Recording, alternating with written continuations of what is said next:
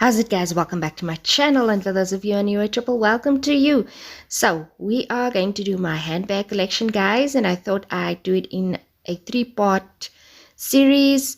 The first will focus on casual to more dressier crossbody bags, and I'll include a few clutches because I don't have a lot of those.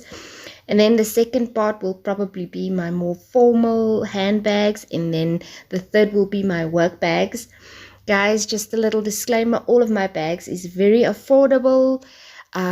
Also keep in mind, I collected them over a period of 6 to 7 years. Some of them were gifts, some I bought myself, and I got them all over the place. Some I can't even remember, so I'll try and put it in the frame, but most of them will probably not be available anymore. So this is just to showcase, my handbags.